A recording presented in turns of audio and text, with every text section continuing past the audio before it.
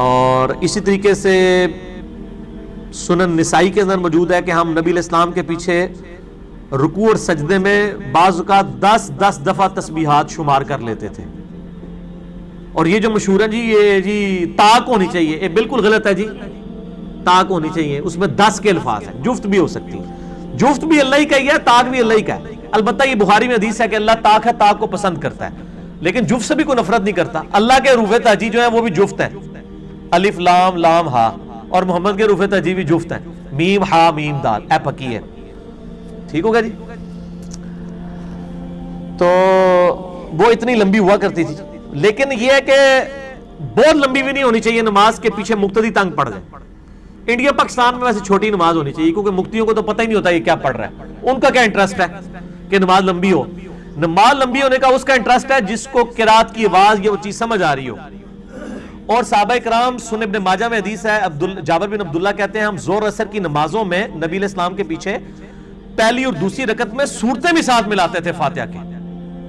اگر کسی کو بہت سورتیں یاد ہیں اور امام بھی لمبی قرات کرتا ہے زور اور اثر میں تو پیچھے اپنی پڑھتا جائے ساتھ ساتھ. مغرب عشاء اور فجر میں تو چلے وہ پھر بھی سن رہے، اور اگر ترجمہ آتا ہوگا تو ظاہر ہے اس کو انٹرسٹ فیل ہوگا. لیکن وہ حضرت معاذ بن جبل نے لمبی نماز پڑھا دی تھی سورہ بقرہ، تو نبی علیہ السلام نے پھر ان کو ڈانٹا تھا کہ تم متنفر کرنا چاہتے ہو. اس حدیث کو لوگ کوٹ کر کے نہ کہتے ہیں نماز مختصر پڑھانی چاہیے، اتنا ظلم کرتے ہیں. بھئی انہوں نے بقرہ پڑھائی تھی، بقرہ جو ہے وہ 2.5 پارے بنتے ہیں. تو تسی اللہ جو بندے ہو سورہ زلزال بھی پڑھ لیجئے، تسی کہتے ہو لمبی ہوگی، نہ آتا ہی نہیں پڑھو.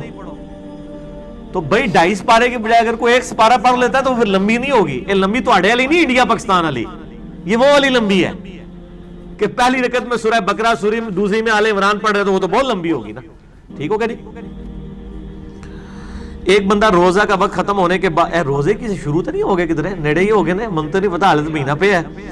روزے کے پر مسئلہ نمبر میرا آپ جو ہے نا وہ 53ABCD 4 لیکچر ہیں 1.5 گھنٹے کے HD کیمرے میں. کوئی دنیا کا مسئلہ نہیں، میں چھڑا ہو دیکھ لو. ایک بندہ روزے کا وقت ختم ہونے کے بعد 5 منٹ تک پانی پیتا رہتا ہے. ایسے شخص کا روزہ ہو جاتا ہے؟ روزے اچھا یہ روزہ ختم ہونے کا مطلب ہے کہ ختم سحری کے بعد 5 منٹ کیا 5 سیکنڈ بھی پیے گا روزہ نہیں ہوگا. وہ ابو داؤد کی حدیث کا غلط مطلب انہوں نے لیا، میرا کلپ وہ بھی چڑھا ہوا ہے. اگر کوئی شخص لیٹ اٹھا بائی چانس، کھانا کھا رہا تھا، اس دوران ختم سحری ہوگی، تو نبی علیہ السلام کا فرمان ہے کہ جو ہاتھ میں ہے اس میں سے کچھ لے لو. اور ایک بندہ ختم سحری کر چکا ہے، اب وہ انتظار کر رہا ہے اذان شروع ہوتا ہے میں نماز پانی پیا، ادھر روزہ کو نہیں ہونا. ٹھیک ہے جی، یہ ڈیفرنٹ چیز ہے. علی بھائی نماز محمدی کے پریکٹیکل میں آپ نے ربی جلنی کی جو دعا کی ہے وہ نہیں پڑھی تو کیا پڑھ سکتے ہیں؟ میرے بھائی نماز محمدی صلی اللہ علیہ وآلہ وسلم پہ 70A میرا 3 گھنٹے کا لیکچر ہے، تھیوری پہلے، اس کے بعد 40 منٹ کا پریکٹیکل ہے. 15 منٹ والا جو پریکٹیکل ہے وہ شارٹ ہے، پورا پریکٹیکل 45 منٹ کا ہے. وہ 70A کا ہی آخری پورشن ہے. اس میں نے بتایا ہے، بخاری میں حدیث ہے کہ جب نماز میں درود شریف پڑھ چکو تو پھر جو چاہو اپنے رب سے مانگو، تو ساری دعائیں پڑھ سکتے ہیں. البتہ صحیح مسلم میں ایک حدیث ہے کہ طاؤس تابعی جو تھے، جو شخص نماز کے تشہد میں اللہم انی اعوذ بک من عذاب جہنم ومن عذاب القبر ومن فتنۃ المحیا والممات ومن شر فتنۃ المسیح الدجال نہیں پڑھتا تھا نا، تو اس کو کہتے تھے تیری نماز ہی نہیں ہوئی، دوبارہ پڑھ. اور وہ کہتے تھے کہ چونکہ نبی علیہ السلام نے 4 چیزوں کے شر سے بچنے کی دعا مانگنے کا حکم دیا ہے، لہٰذا نماز کے تشہد میں یہ دعا مانگنا ضروری ہے. اور اگر کوئی یہ دعا نہیں مانگتا تھا اس کو کہتا تھا تو نماز ہی دوبارہ پڑھ. تو یہ بڑا سخت مسئلہ ہے، تابعین کے نزدیک یہ بڑی اس کی امپورٹنس ہے. اس لیے میں نے یہ بتائی آپ کو روایت صحیح مسلم کی، تاکہ آپ یہ دعا یاد کریں، کیونکہ بخاری اور مسلم دونوں میں ہے کہ نبی علیہ السلام نماز کے تشہد میں 4 چیزوں کے شر سے اللہ کی پناہ مانگتے اور ہمیں بھی حکم دیتے. تو اس دعا کا حکم ہے، باقی ساری دعائیں آپشنل ہیں.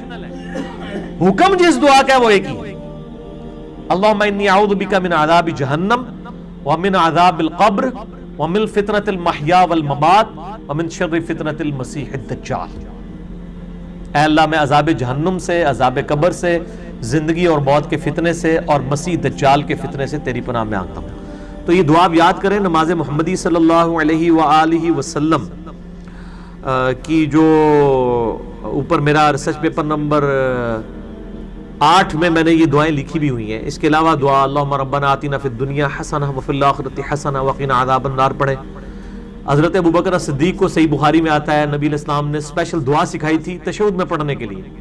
اللہم انی ظلمت نفسی ظلما کثیرا ولا یغفر الذنوب الا انت فاغفر لی مغفرۃ من عندک وارحمنی انک انت الغفور الرحیم. اور جتنی دعائیں آپ کو یاد ہیں دعائیں ماثورہ. دعائیں ماثورہ وہ ان دعاؤں کو کہتے ہیں جو کتاب و سنت کے اندر آئی ہیں. کیا جی؟